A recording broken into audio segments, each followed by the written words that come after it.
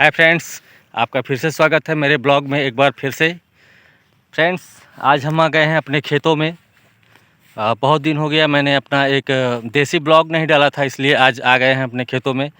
Situation ये थी blog बनाने की फ्रेंड्स कि इस समय आप जानते हैं, मैंने आपको अपने ब्लॉग में बताया नहीं था पहले कि मैं सिद्धार्थनगर डिस्ट्रिक्ट से बिलोंग करता हूँ, जो कि यूपी में है, उत्तर प्रदेश में। और ये भगवान बुद्ध की धरती है, जहाँ भगवान बुद्ध ने जन्म लिया था। तो फ्रेंड्स, बताना ये चाहता हूँ कि इस समय की सिचुएशन ये है हमारे गांव की, हमारे गांव के आसपास जो चौराहे हैं उनकी, कि यहाँ बारिश की बहुत किल्लत है, बारिश नहीं हो पा रही है। चलिए तो हम आपको दिखाते हैं अपने इस समय खेतों की हमारे क्या हालत है, खेत कैसे हैं, उसकी हालत दिखाना चाहता हूँ। दोस्तों, मैं बता दूं कि पूरे उत्तर प्रदेश में ही क्या कहा जाए, पूरे भारत में सबसे ज़्यादा फेमस अगर कहीं चावल मिलता है काला नमक का, तो वो हमारे ही ज़िले से जाता है, जो कि बर्डपुर, लोटन और हमारे गांव और अन्य जो अगल बगल गांव हैं वहाँ से ही उत्पन्न होता है वो काला नमक चावल। तो पूरे वर्ल्ड लेवल पे फेमस है हमारे यहाँ का चावल। तो इस समय लेकिन जो सिचुएशन है वो सिचुएशन देख के हम कह सकते हैं कि अगर ऐसे ही मौसम रहा तो इस साल हमारे यहाँ से जो चावल की खपत होगी, जो चावल की पैदावार होगी, वो कम हो सकती है। तो चलिए एक बार दिखा देते हैं कि कैसे हमारे खेतों की हालत है, क्या कितना पानी है, क्या नहीं है। उसके बाद फिर बताते हैं आपको। चलिए देखते हैं क्या हाल है हमारे खेतों का।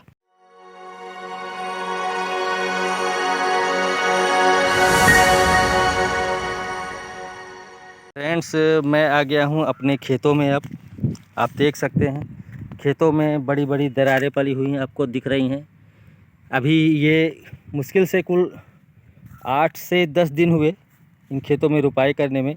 8-10 दिन पहले अच्छी बारिश हुई थी, उस बारिश को देखकर ही लोगों ने अपने फसल को लगाया था। लेकिन इस समय आप देख सकते हैं हालत की, ये देखिए, आप देख सकते हैं हालत की एकदम धूल जैसे कण हैं, इसमें कुछ चीज़ें हैं नहीं, पानी की एक बूंद नहीं है। थोड़ा थोड़ा बारिश आता है दोस्त, लेकिन फिर बारिश उतना ही होता है कि जिससे ये देखिए धूल उड़ रहे हैं, देख लीजिए आप खुद।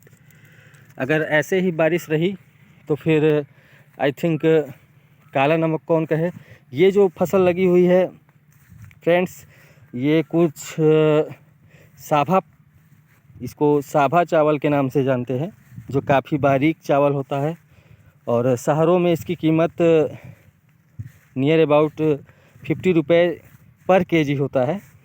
आप देख सकते हैं पूरे खेतों की हालत, आस पास नज़दीक, ये करीब से देखिए, पूरे खेतों की हालत सेम है। और अगर यही हाल रहा फ्रेंड्स, अगर भगवान ने अपना कोई जलवा नहीं दिखाया, भगवान ने अपना कोई साथ नहीं दिया किसानों के साथ, तो शायद इस बार खेती की हालत बहुत ही बुरी होने वाली है। फ्रेंड्स, खेती तभी की जा सकती है कि जब ऊपर से पानी की आवागमन हो, ऊपर से पानी आए।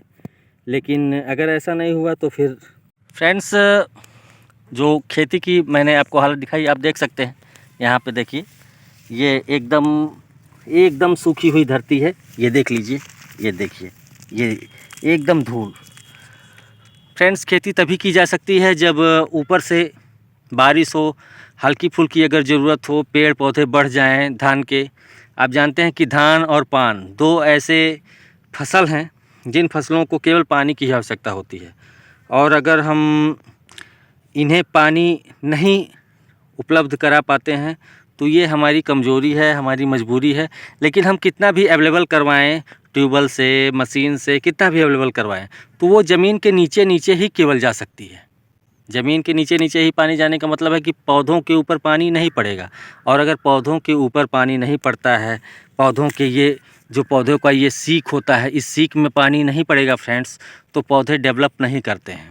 आप सभी जानते होंगे, जो पढ़े लिखे होंगे, जो एग्रीकल्चर से संबंध रखते होंगे, नीचे नीचे जाएगा, केवल पौधे जिंदे रह सकते हैं, केवल पौधे जिंदा रहेंगे, लेकिन पौधों के अंदर से कोई भी डेवलपमेंट हमें नहीं दिखाई देगा। और अगर डेवलपमेंट हमें शो नहीं होता है तो फिर पौधे विकसित नहीं होंगे, और पौधे विकसित नहीं होंगे तो फिर इनसे जो अनाज हमें मिलने वाला है फ्रेंड्स, वो अनाज हम प्राप्त नहीं कर सकते हैं। तो ये परेशानी मैं अपने ब्लॉग में इसलिए रख रहा हूँ फ्रेंड्स कि आप सब दुआ करें कि ऐसा तो नहीं है केवल हमारे यहाँ ही बारिश नहीं हो रही है, पूरे उत्तर प्रदेश में केवल पश्चिमी इलाकों को अगर छोड़ दिया जाए तो हर इलाकों में बारिश की यही किल्लत है। अब फ्रेंड्स बताइए, इस तरीके से अगर धूल उड़ रहा है इस तरीके से, तो बताइए फ्रेंड्स किस तरीके से खेती होगी। और मैं जहाँ तक जानता हूँ फ्रेंड्स, इस सब का भी कारण जो है वो पॉल्यूशन है। पॉल्यूशन आप जानते हैं, पॉल्यूशन 5 टाइप्स के होते हैं। एयर पॉल्यूशन होता है, वाटर पॉल्यूशन होता है, रेडियो एक्टिव पॉल्यूशन होता है, सॉइल पॉल्यूशन होता है। ये पॉल्यूशन जो हैं, इन पॉल्यूशंस में सबसे ज़्यादा जो ये मानसून्स आने में दिक्कत करता है वो है एयर पॉल्यूशन। आप सब ने देखा होगा कि 2020 में जब कोरोना पीरियड था, कोरोना पीरियड में सारी गाड़ियाँ बंद थीं, दिल्ली में ओड इवन सिस्टम चल रहा था। उस समय जो भी सिस्टम थे उस सिस्टम में एक चीज़ तो अच्छी लगी कि 2020 और 2021 के बीच जो भी बारिश हुई वो बहुत ज़्यादा हुई, सबसे ज़्यादा रिकॉर्ड बारिश दर्ज की गई थी उस समय। और हम लोगों को भी पता नहीं चला कि बारिश कम हुई है कि नहीं हुई है।